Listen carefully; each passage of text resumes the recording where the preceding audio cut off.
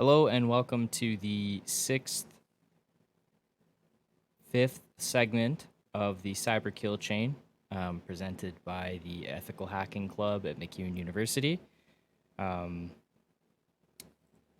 Cyber Kill Chain is an overview of the attack lifecycle developed by Lockheed Martin. I'm just giving you a brief review of the kill chain. Today's segment is specifically on installation, but just the main reason why we're going over it as a club is to look at the specific components of hacking skills and techniques and procedures in context, and so where each kind of skill would fit within an actual attack. So previously we explored reconnaissance, weaponization, delivery, exploitation was last week, and this week we're going over installation. So to put installation in context, I'll just briefly explain the previous steps. The attacker would perform reconnaissance where they learn about the target, they gather intel, they gather everything they can to perform some kind of an attack. But the recon phase is not where attacks are planned out quite yet. It's just gathering as much information as possible and trying to narrow that information down. The next phase is weaponization, where they take that narrowed down information and they begin to figure out how they can plan an attack vector with that information. Weaponization might also involve the development of specialized payloads that will be used in the next phases to eventually infiltrate the target. Then the next phase is delivery, where they take the payload or the attack path vector and they begin the delivery of the payload or the phishing emails or whatever the attack path is, and they'll probe certain portions of the perimeter of the victim's defenses to see what is possible to be exploited. The next phase, exploitation, is where the attacker's payload is received by the victim and is activated, whether it be through a zero-click, meaning that the a direct exploitation through a 0-day vulnerability, or the victim actually clicks the payload and starts it, having been tricked by the attacker into doing that. So at that point, with exploitation, the attacker has gained access to the internal network. And as you see in this picture here that I've made, the first 4 phases of the kill chain are external to the victim network. A victim can't exactly stop these things from happening. The reason why the first 3 are in blue is because there's really nothing you can do to stop an attacker from performing recon, from weaponizing, and from delivering things to you. There's things you can do to slow it down. There's things you can do to potentially foresee it through threat intelligence. You can slow down delivery through email filters, whitelisting, and even subscribing to databases of blacklisted IP addresses and that type of a thing. So there's ways you can help mitigate those previous 3 phases, but essentially they're blue because there's not much you can do about it.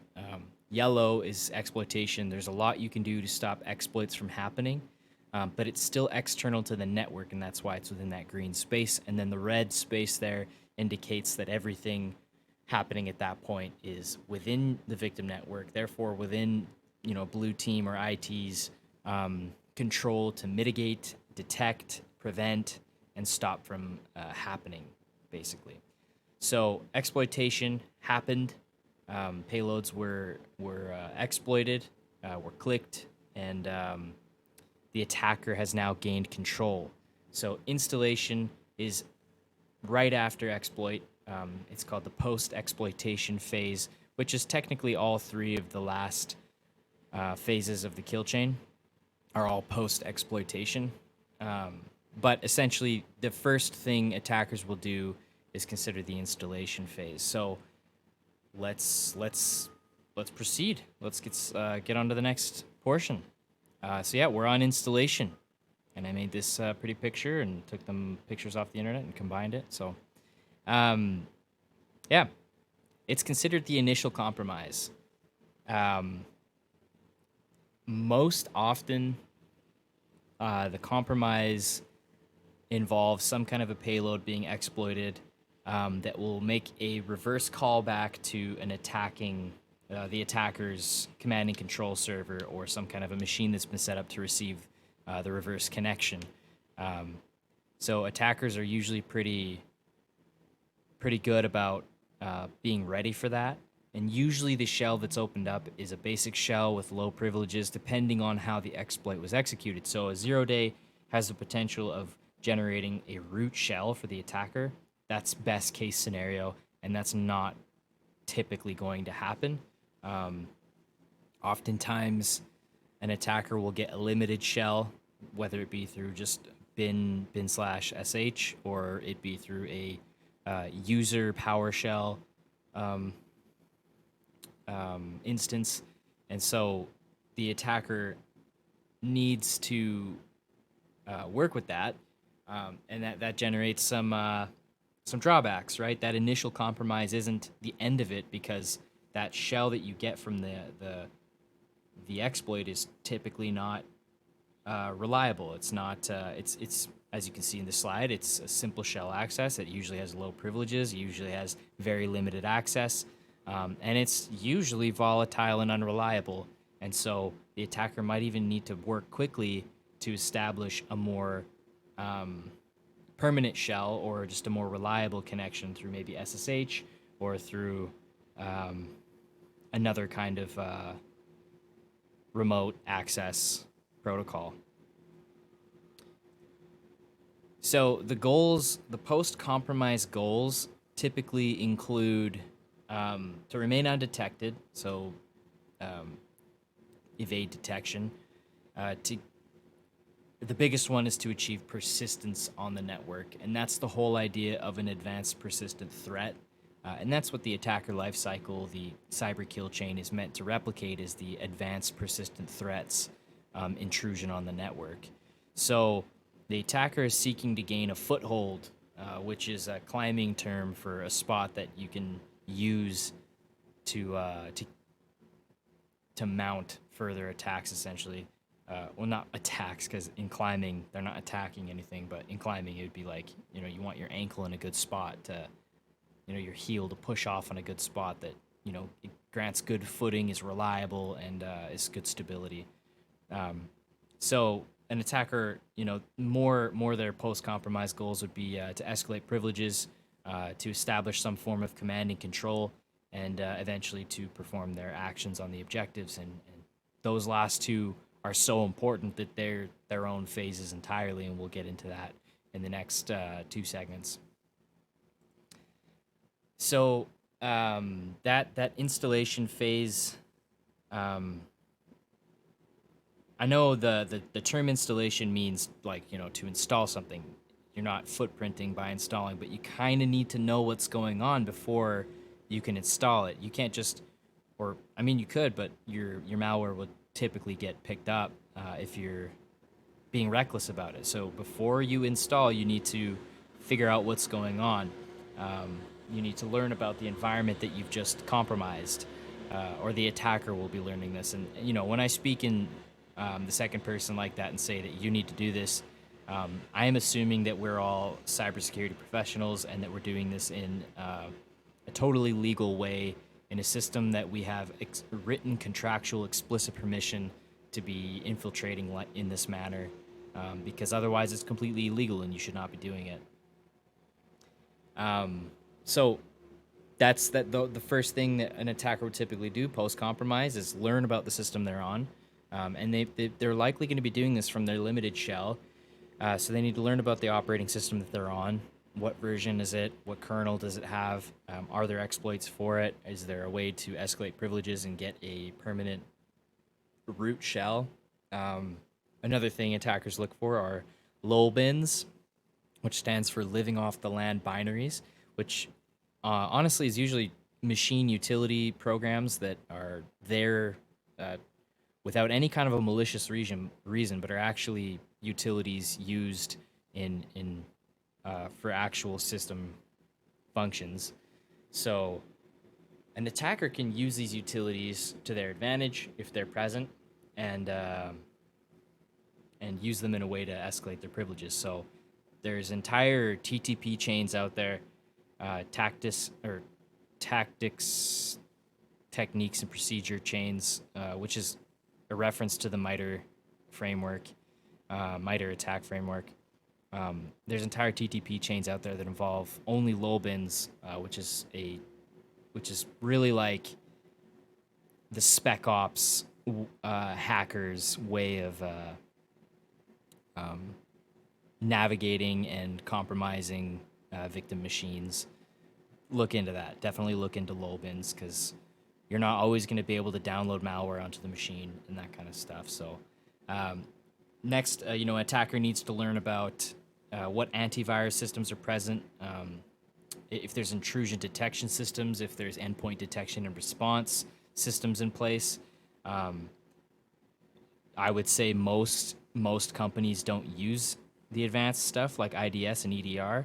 Most of them will have antivirus present, but a good attacker is going to know their way around these antiviruses. They're going to know what's detected, what's not, and so the attacker needs to learn what the limitations of the system are, what the limitations of their potential actions are.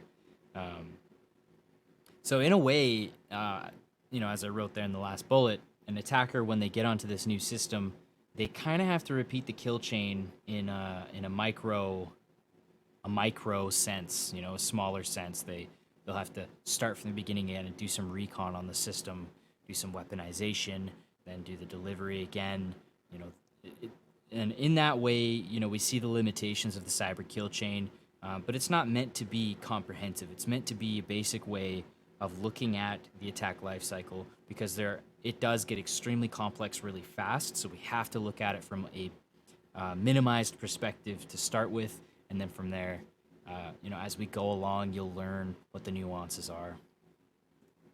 So once the attacker has learned about that system, they're ready to proceed with establishing persistence, and this can get really ambitious really quickly. There's so many different ways to establish persistence within the shell itself. If you just get a basic SH shell, you can perform some commands within the shell to just escalate it. Maybe a callback with SSH, or that type of a thing, where you're just spawning a shell within that shell, and then from there you have a better shell to work with that's actually reliable. That's like one way of establishing persistence, but that's not persistence in its truest sense. So we have to ask ourselves, what kind of persistence does the attacker want to achieve? And in most instances, that means re-entry. It means after the machine reboots, they still have a shell, right? They still have access. And that right there can be a pretty ambitious goal. So a way that a hacker, the ways that a hacker will achieve that kind of advanced persistence is they'll modify the system either by planting malware, or by modifying existing programs to make hidden callbacks, by spawning shells and making callbacks with those shells to a command and control server that the attacker controls. So in a way that I've seen it before too is we establish RDP sessions that are tunneled within SSH protocol, and that's because the attacker wants to be able to have as much flexibility as possible once they've infiltrated the machine. They don't want to be stuck in a low privilege shell. They want to be able to do anything an end user can do and escalate their privileges to what an administrator could do eventually. And that's another thing. The privilege escalation, that's an entire subject on its own. It can happen at any of the three steps within the final component of the kill chain. Those final three segments. Privilege escalation could appear in the installation phase, and it could also appear in, not usually in command and control. That's just kind of touching on the advanced nature of command and control. But the last phase of actions on objectives, that may be where privilege escalation is occurring. I also put a picture here of just like all these tunnels, and this is the Viet Cong during the Vietnam War, and it's just showing like how the things going on above are totally unaware of what's really going on below. And so, as you can see down there, there's the Viet Cong have set up all these tunnels and all these, um, I guess, caverns or spaces where they can perform their operations and perform their advanced and undetected behaviors. So persistence continued. As you can see, I have another Viet Cong picture there where they've got like places for meeting up and all that kind of stuff. So again, just getting into the persistence a little more, an attacker may modify, if it's a Windows system, which a lot of systems are, they'll modify existing DLLs or EXEs. That's a little bit more tricky.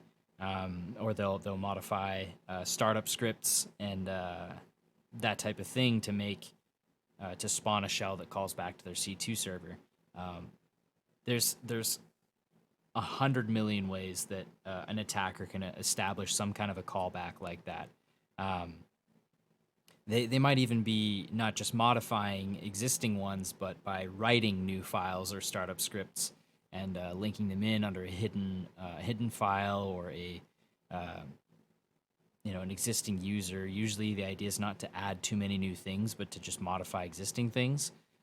If you really want to be super undetected, but again, I'm not an expert with this, but that's typically the nature of what's going on. And then injection, as I kind of mentioned, that's complex, but it would typically involve taking a regular program that runs at startup, that's a trusted program, and modifying it to perform malicious code as it executes. And so that right there is an entire series of its own that we could cover. It would be malware generation essentially, but there's so many terms that are involved with the topic I just described. Like code shells, you got to find, or not code shell, code cave, shell cave. Either way, it's like they would throw the file into a static analysis program like Ghidra or IDA Pro, and they would look for spaces within the program where they could inject malicious code, and then they would go to parts of the startup of the program, make a jump call to that malicious code, and then a jump call at the end of the malicious code that goes back to where the instruction had diverted from. And so the program would start up, you wouldn't even see it, but a shell would be spawned in the background that makes a callback or calls a secret file that's somewhere within the within the system, and then the C2 agent or command and control agent would run. But it can get even more complex than that. There's kernel level exploits, there's kernel level rootkits and malware, which we'll kind of talk about later on in here, but we'll talk more about at a later time. So that's another thing that really needs to be considered is evading detection, because these antivirus and IDS and EDR systems that may be in place, they're there to stop attackers, to detect whether or not attackers are present, to detect malicious behaviors, malicious signatures, all that type of stuff. So there's levels of sophistication with detection programs. The first one would be just your basic antivirus program that will scan the system for known hashes of malicious software. So I don't know if you probably know this already, but it's just worth it to say it again. Antivirus companies, the most basic antivirus is just taking a hash of a piece of software, like an MD5 or a SHA-256 hash, and then comparing it against a database of hashes that belong to known malicious software. So it's known bad is what that's considered in the threat intelligence community. So antivirus is looking at these programs, comparing the hashes with known bad, and then from there, if it detects a known bad, then it'll quarantine that file or kill the connection to whatever program is to whatever connection that program is running and that kind of stuff. But then the inspection, antivirus inspection of files and running software can get more complex than that.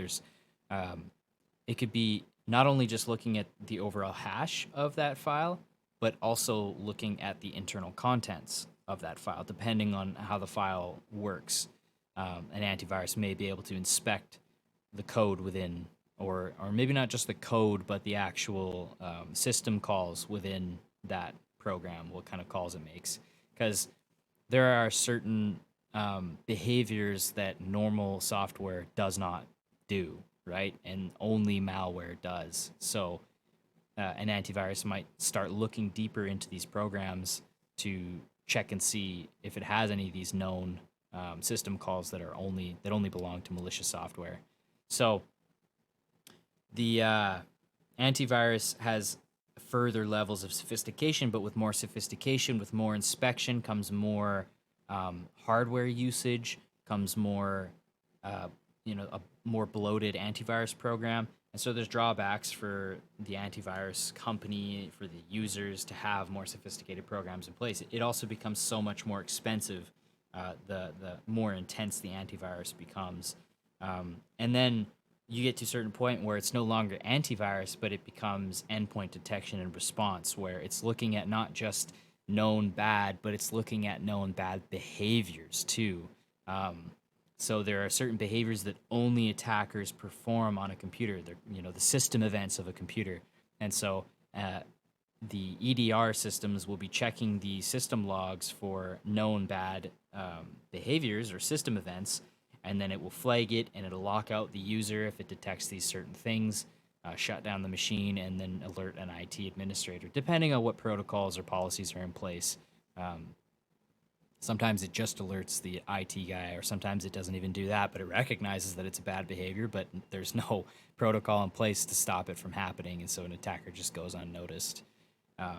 So EDR, if properly configured, is supposed to be able to pick up those kinds of behaviors. And IDS, intrusion detection systems, do similar things, but it's more for detecting intrusion rather than on someone who's already gotten in. So it'd be looking for what system events occur in place of intrusions. So in that, that being said, this slide is on malware obfuscation. So malware wants to bypass these detections, right? An attacker wants to bypass behavioral detection. They do that. They bypass hash detection by just changing the code a little bit, and then the hash is completely different. So now it looks like novel malware to an antivirus that only works on hash-based detection.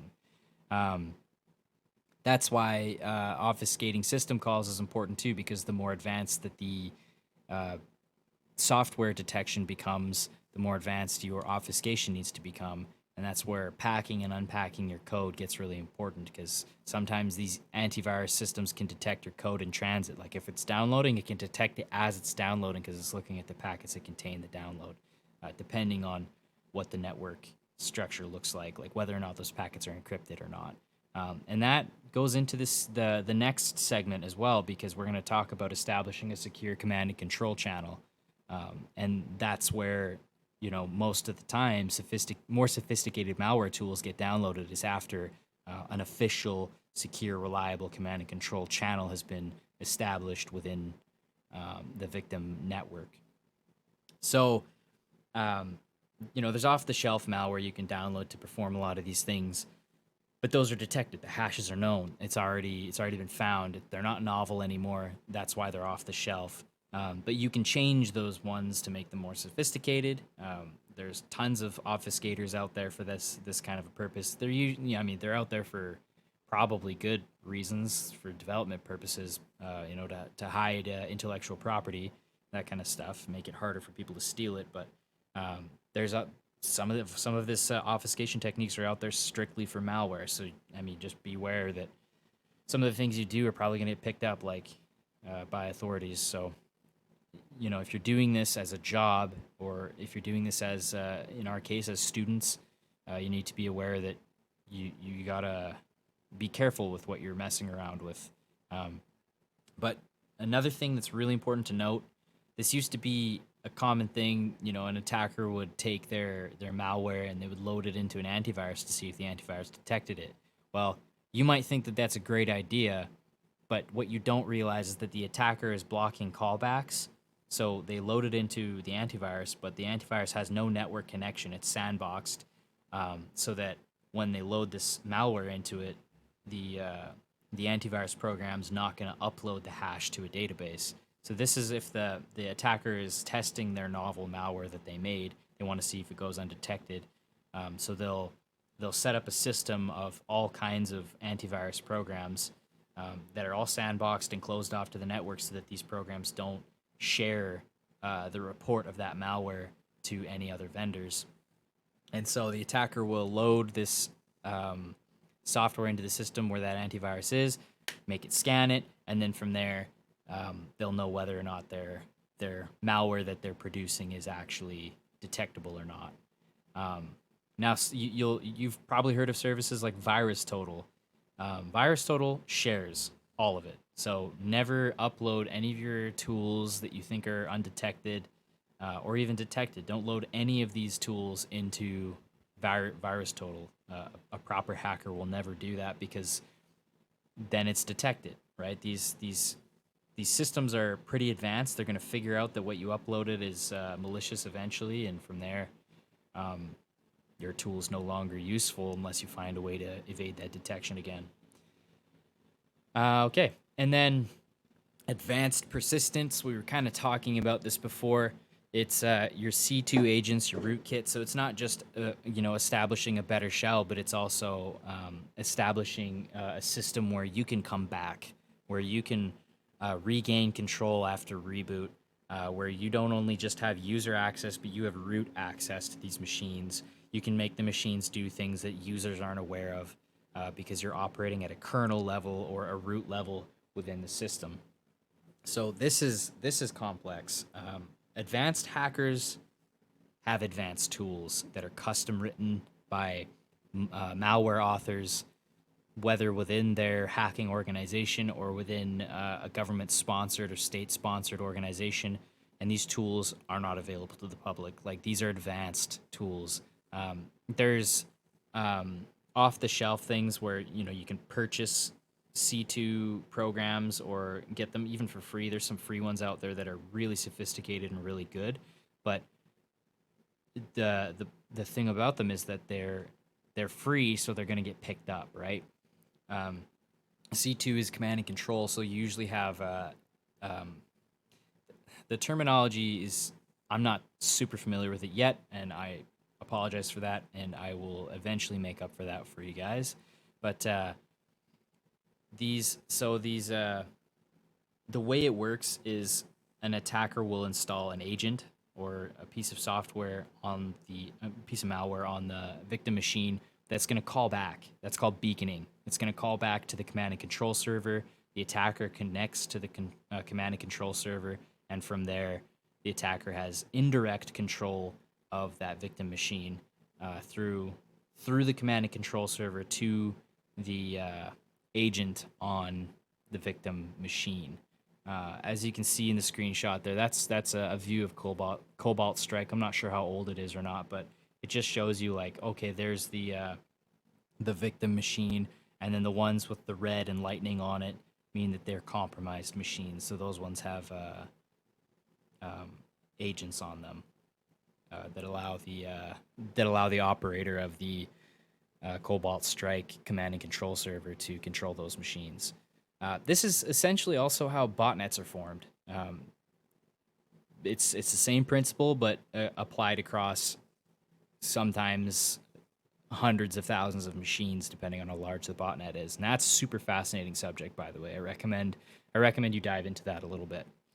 A rootkit is similar to a command and control agent, but they're more sophisticated. Rootkits are pieces of malware that are installed at the root level or kernel level, and they are hidden in complex and sometimes completely undetectable ways. Like, I'm talking levels of privilege that, like boot level privilege, where the operating system can't even get to it. The operating system doesn't have privileges to detect or even investigate those sections of the machine. So that can get really complex really quickly. So those types of rootkits can get really, really wild. Rootkit authors are like this kind of malware undergoes the same software development lifecycle that name brand programs go through. Like Microsoft Word gets developed in the same way that some of these rootkits get developed. They have teams of people going through Scrum that have, you know, development teams that work on specific functions and functionalities of the program. They come together. They have daily meetings. It's insane. I don't know where these shops are located, but they're probably everywhere. We probably have no idea. They could be remote, etc. So that's how an APT would establish advanced persistence. And it's advanced for a reason because it gets super sophisticated and is something that your average security researcher probably won't even be able to accomplish in their lifetime unless they're part of a team. And that is basically it for installations. So just to wrap up, to pull all the ideas together, this was the 5th phase of the cyber kill chain installation. We talked about installing C2 agents or rootkits on compromised machines. We talked about establishing the foothold on the internal system. This is, the installation phases where recon on that machine is performed. Later on actions and objectives, that's kind of where network recon is detailed. And from there, the goals, this is post-compromise, the beginning of the post-compromise phase of the cyber kill chain. You'll see that the attacker's goals involve remaining undetected to achieve persistence, which is a foothold, which is assured re-entry and continued access. The goal is typically, if they can, to escalate privileges, and then afterwards to establish command and control and perform actions on objectives. So we'll talk about those last two in the next 2 segments, specifically command and control and actions on objectives. And that concludes today's meeting. Thank you so much for watching this video. If you have any requests for additional information, drop us a message in the Discord, and remember not to do anything illegally.